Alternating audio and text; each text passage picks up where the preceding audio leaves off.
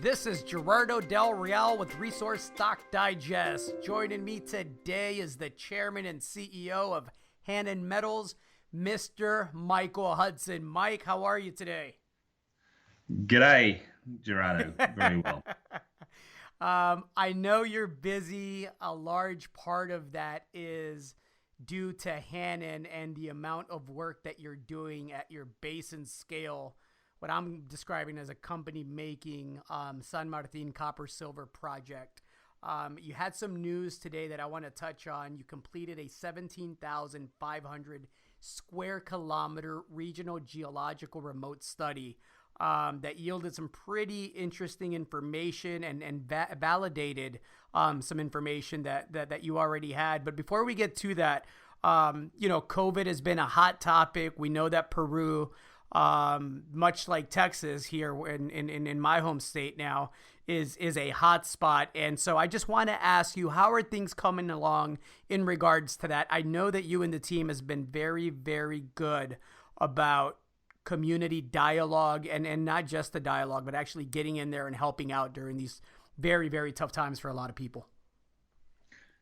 Yeah, it hasn't been a great outcome for Peru, and there's people much more well versed on the intricacies. But certainly we know what's happening in the communities in which we're working. Peru went into a very strict lockdown earlier than most, and unfortunately that hasn't panned out so well. They're starting to loosen that lockdown now for the economic reasons, and it's moved from Lima out into the regions, and the jungle regions and the high jungle regions are not panning out very well at all from Iquitos down through our areas and down to Pucallpa. So hospital facilities aren't that great, and we've got local people employed who are still talking with locals about what we are doing and what we will be doing.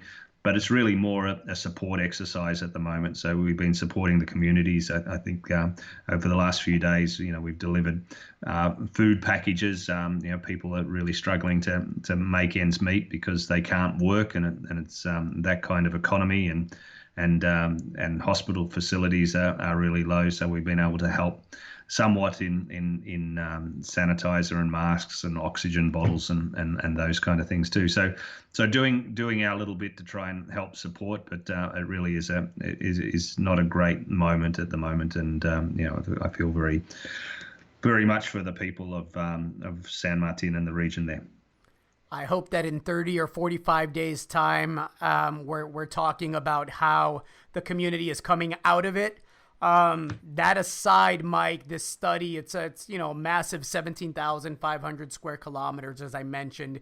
And it's what struck me is, one, how efficient it is, right? As far as costs go, me as a shareholder, obviously we want to minimize dilution. We want a good stewards of capital leading the companies that we invest and speculate in. I have to say, as a shareholder, I am happy with how efficient this study was, and frankly, all the insights that it provided. Can you provide some context there? Yeah, so it's not rocket science. Literally, is the line to say. It's something we do regularly in areas, and especially in remote areas, and we can use satellites that are propelled by rockets initially to get up there in the atmosphere, and then they can cover so many bands, not just the visible bands, of course, but lots of the radiation spectrum or the light spectrum, and each different feature on Earth has a different response, and of course we've got a lot of tree cover in these high jungle areas, but nevertheless we can see the change in the vegetation. We can see areas that are outcropping. Sometimes where you get different rocks, they'll form different soils, of course, and different soils form different plants. So we can start to map everything, and that's what we've been able to do over this vast area. The thing that surprised me, and I've got a few grey hairs in exploration. This is something we've done over many years at many projects, but the quality of the data, of course, satellite technology is improving dramatically, and that provides such high resolution data these days, and and it's free, which is quite incredible for the most part. You only just have to make sure you rectify the images and gets cloud-free images, and we've been able to map the areas that we know that host the copper, and we've been able to extend those over our vast area. So it just makes it much more predictable, and gives us much more opportunity. Excellent. What are the next steps with Hannan? I couldn't help but notice that once again, and I think it's just a permanent staple now in your news releases about the fact that you've attracted the attention of several major companies, and obviously these are opportunities that, as chairman and CEO, you have to be considerate of, and you have to entertain. How are things coming along on that front, and what's next with Hannan? Well, Not we to put you on we've the spot or anything, Mike. we've stated it pretty much. We're talking with different groups, and we just want everybody to be on the same page.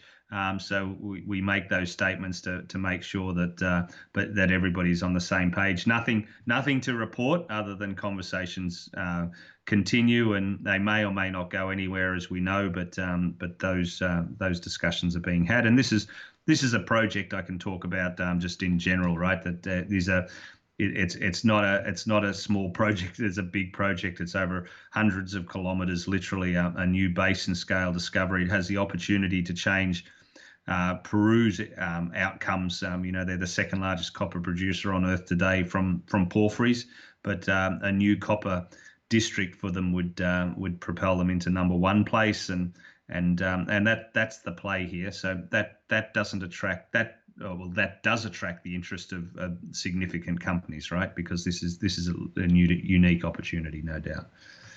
Agreed and well said. As far as the exploration goes, what's next, Mike? Well, we're not on the ground yet. We've just got to look day by day, week by week, as to when it's appropriate to go back. We can we can go back legally. Exploration companies are starting to work again, but in much more contained programs. Where there's drill programs or there's mines that can control the movement of people in basically lockdown areas. We're talking about areas over large areas. So we're not making a decision yet, Gerardo, in going back, but there's a hell of a lot more work to be done, I suppose, in compiling all the data that we've got and planning our programs. And we'll start. We've got a team of 4 geologists and support staff ready to go. And when it's right, and we'll be able to start, I think, slowly with one team and then build it up from there.